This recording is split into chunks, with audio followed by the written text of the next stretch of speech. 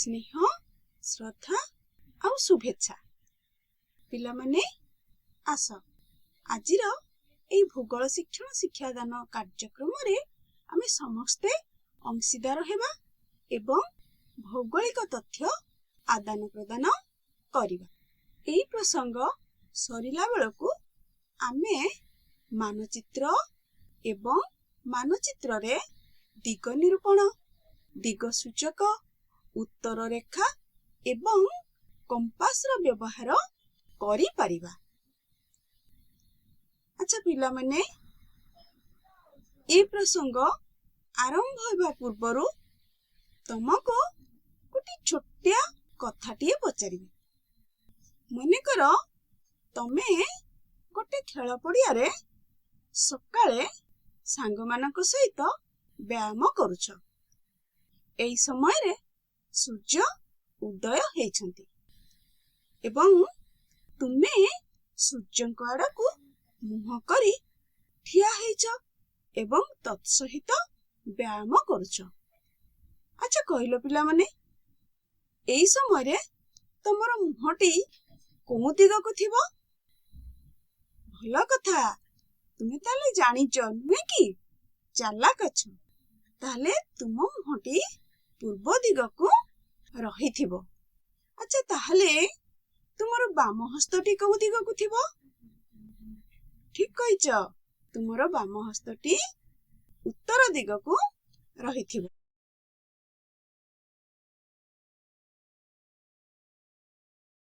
ଆଚ୍ଛା ପିଲାମାନେ, ତମେ ସମସ୍ତେ ମାନଚିତ୍ରରେ ଦକ୍ଷିଣ ପାର୍ଶ୍ୱର ଉପରି ଭାଗରେ ଏଇଭଳି ଏକ ତୀର ଚିହ୍ନ ଥିବାର ଦେଖିଥିବ। ଆଚ୍ଛା କହିପାରିବ এই ତୀର ଚିହ୍ନକୁ କଣ ବୋଲି କୁହାଯାଏ? ଠିକ କହିଛ, ଏହାକୁ ସୂଚକ ରେଖା ବୋଲି କୁହାଯାଏ। ଏହାକୁ ସୂଚକ ରେଖା ବା ଉତ୍ତର ରେଖା ବୋଲି ମଧ୍ୟ କୁହାଯାଏ।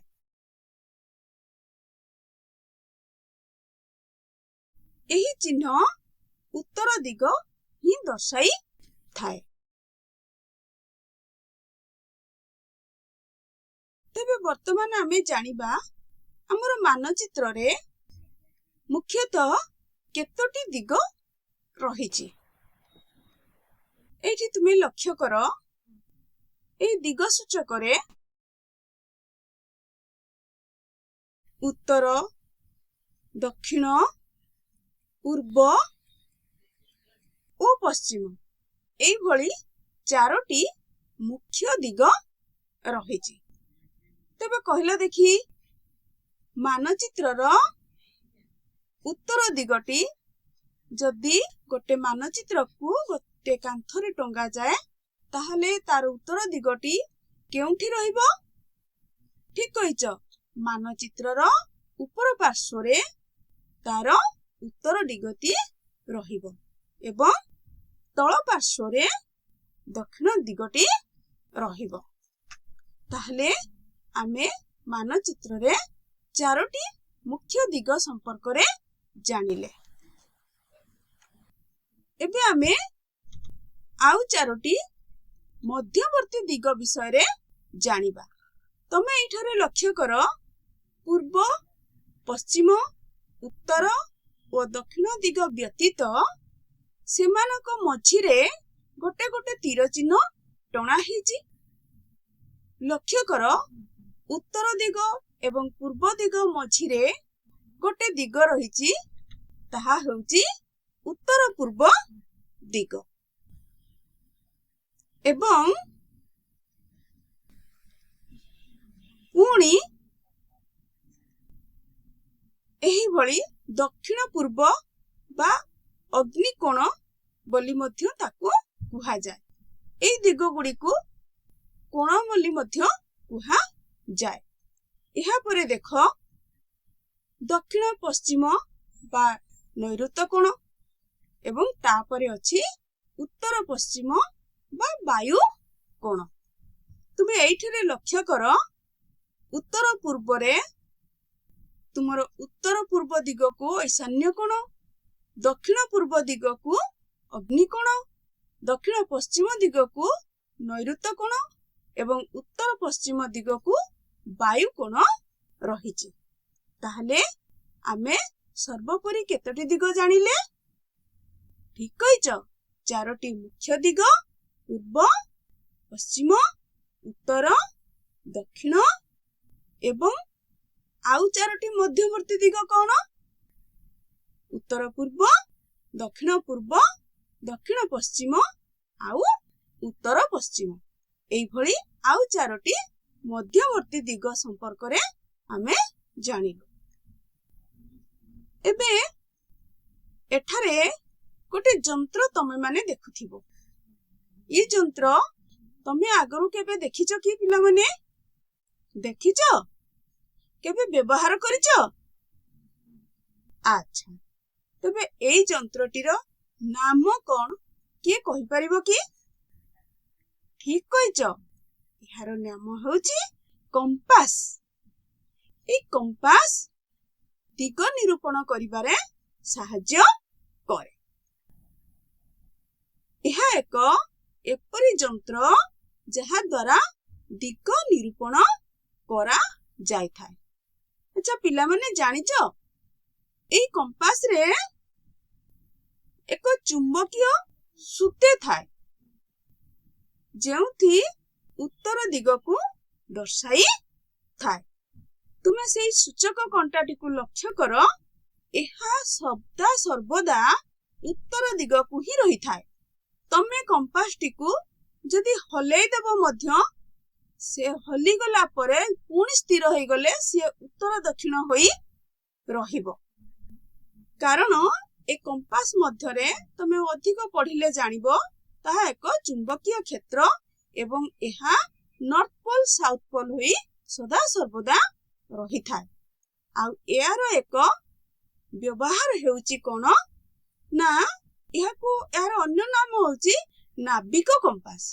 ଯେତେବେଳେ ମହାସାଗର ମଧ୍ୟରେ ଆଗରୁ ଲୋକମାନେ ନୌକାରେ ଯାତାୟାତ କରୁଥିଲେ, ସେହି ସମୟରେ ଏହି କମ୍ପାସ ବ୍ୟବହାରରେ ଦିଗ ନିରୂପଣ କରୁଥିଲେ।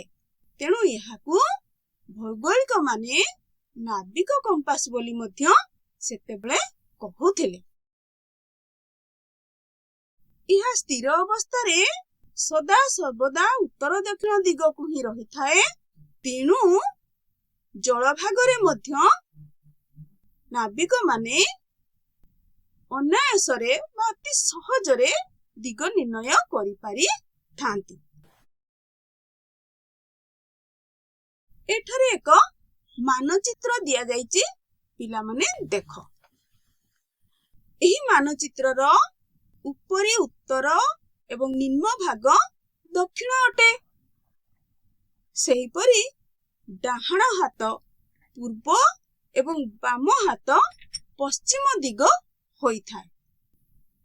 ଅର୍ଥାତ୍ ପିଲାମାନେ, ତମେ ଯଦି এই ମାନଚିତ୍ରଟିକୁ ଗୋଟେ କାନ୍ଥରେ ଟାଙ୍ଗିଦେବ ଏବଂ ମାନଚିତ୍ର ସମ୍ମୁଖରେ ମାନଚିତ୍ର ଆଡକୁ ମୁହଁ କରି ଠିଆ ହେବ, ତାହେଲେ ତୁମର ମୁଣ୍ଡଟି ଉତ୍ତର ଦିଗକୁ ରହିବ ଏବଂ ପାଦ ଦୁଇଟି ଦକ୍ଷିଣ ଦିଗକୁ ରହିବ ଏବଂ ତମର ଡାହାଣ ହାତ ପୂର୍ବ ଏବଂ ବାମ ହାତ ପଶ୍ଚିମ ଦିଗକୁ ରହିବ।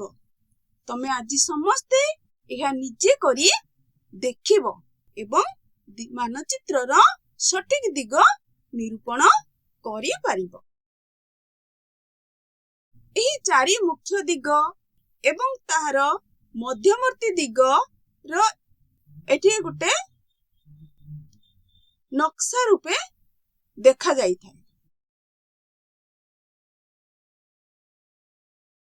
ପିଲାମାନେ, ଆମେ ତ ଆଜି ମାନଚିତ୍ର ଏବଂ ଏଥିରେ ଦିଗ ନିର୍ଣ୍ଣୟ, କମ୍ପାସ ଏବଂ କମ୍ପାସର ବ୍ୟବହାର ଆଦି ବିଷୟରେ ପୁଙ୍ଖାନୁପୁଙ୍ଖ ଭାବରେ ଆଲୋଚନା କଲେ।